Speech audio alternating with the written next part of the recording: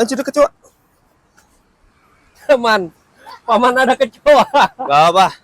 Udah mulai lucu. Oke, Dit. Ya, Gimana nih? Jadi gini guys. Ternyata customer kita kali ini adalah abang kandung gue sendiri. Jadi deh. ya. Jadi tadi kita Sunmori nih, teman-teman gitu ya. Kita Sunmori di daerah Bintaro. Terus itu abang gue ke-challenge. Dek, lu bisa nggak cuciin motor gue habis Sunmori? Karena habis ini gue pengen pergi lagi. Ya udah, gue panggil tim. Tim, bisa nggak kesini? Ternyata dia bisa. Gue cuciin nih. Nanti lu lihat videonya, gitu ya.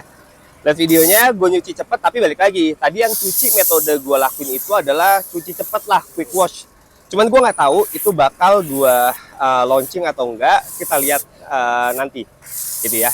Tapi hari ini kita mau ngobrol-ngobrol dulu nih sama customer nih, gitu. Abang gue sendiri. Gimana Dit, so far Dit? Ya, bisa dilakukan di mana aja. Gimana aja ya? Ya, ringkes.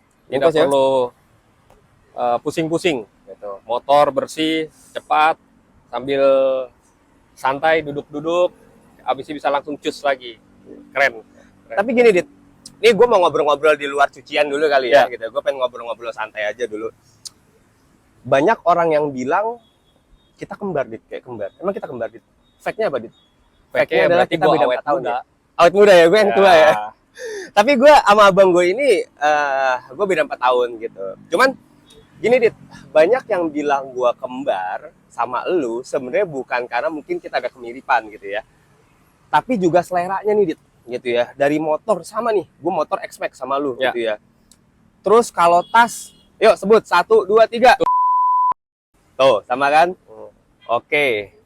Jam kita sebut 1, 2, 3. Oke. Apalagi ya? Celana jeans 1, 2, 3. Tuh. Sama guys. Terus habis itu apalagi Dit yang kita sama ya? Oke. Ya, hobi Helm lah, motor. sama Helm lah. motor. Helm motor. Helm 1, konsep 2, kita. 3. Oke. Jadi most of all Kita gua punya sama abang gua hobi yang sama. yang sama ya gitu Ya. kan.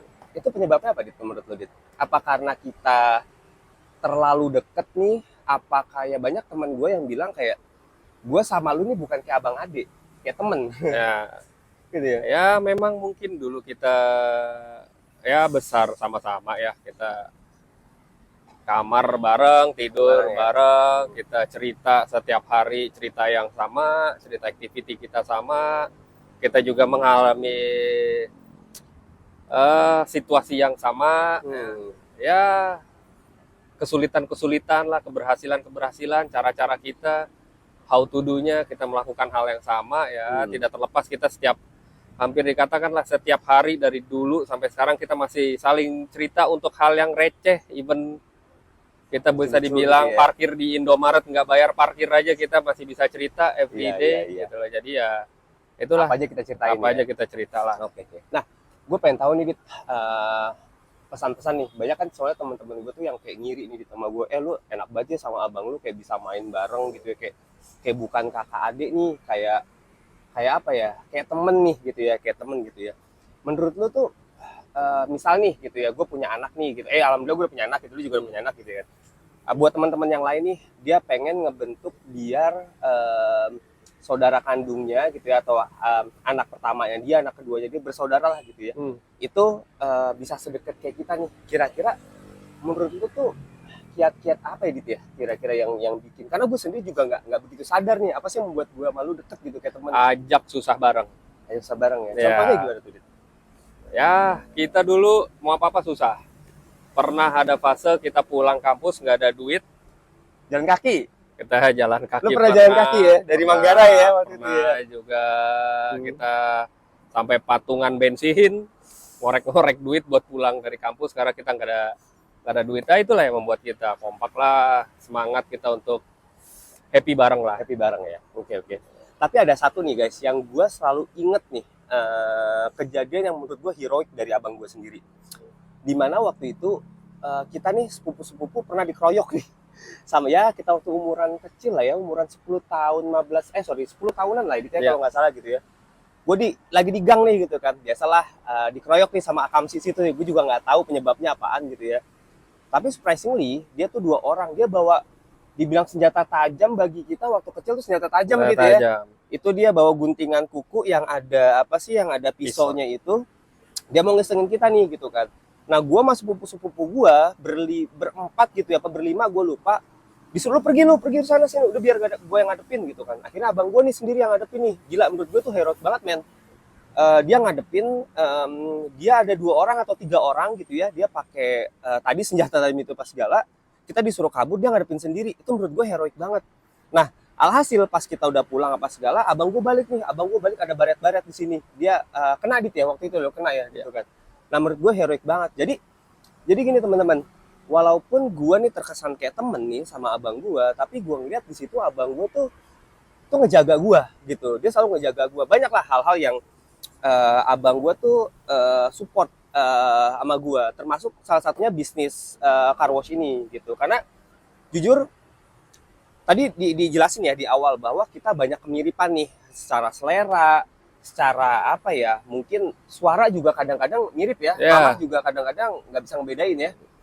Nah, sebenarnya gue udah diceritain ya, awal gue ingin mendirikan Wash and Go ini karena gue OCD sebenarnya, gue orang perfeksionis, abang gue juga pun orang perfeksionis gitu. Nah, waktu pas gue pengen diriin ini si Wash and Go, gue consult nih sama abang gue gitu kan. Dit, gue pengen buka gini. Gue selalu consult sama abang gue gitu kan. Gue pengen bikin gini segala. Ada input dari dia gitu kan. Salah satunya kalau teman-teman lihat, kenapa gue selalu menampilkan bagian dalam tuh yang bawah pintu Dit gitu ya. Itu gue tampilin. Itu salah satunya input dari abang gue. Karena lu bisa ceritain Dit, karena menurut lu banyak tempat cucian yang itu kemis Dit ya. Yes. Kita kata. Dan apakah menurut lu itu penting Dit, bagian-bagian yang itu? Penting lah. Kita kalau mau bisnis itu kita harus dilihat proper dulu lah sama orang. Kalau kita well prepare, kita terlihat proper, orang pasti percaya. Apalagi jasa yang dijalankan ini adalah jasa services, yang dimana trust itu nomor 1. Trust ya nomor 1. Trust nomor 1. Okay. Itulah pertama. Kenyamanan, kebersihan itu nomor 1. Ya kalau dilihat dari looks-nya oke sih, semuanya proper lah. Gitu. Ya mungkin nanti ada input-inputan lah ke depannya yang jauh lebih baik lah. Gitu. Pasti. Oke, sampai situ dulu ngobrolnya. Kita nanti akan lanjut lagi. Gue rencana sama abang gue nih gitu ya, pengen coba ya kita bahas-bahas apa lah ya, ngalor ngidul lah Dit ya. Gitu ya. Kita coba mau ngalor ngidul, bahas mengenai kehidupan. Karena gini, gue sama abang gue bukan terlahir dari orang yang kayak berkecukupan Dit ya, gitu ya. Kita ya alhamdulillahnya juga kita sekarang sampai seperti ini, menurut gue juga nggak lepas dari didikan orang tua kita gitu ya. Yang dimana ketika kita ingin sesuatu, kita harus memperjuangkannya. Dan ketika kita punya sesuatu, kita harus merawatnya. Oke, jadi stay tune.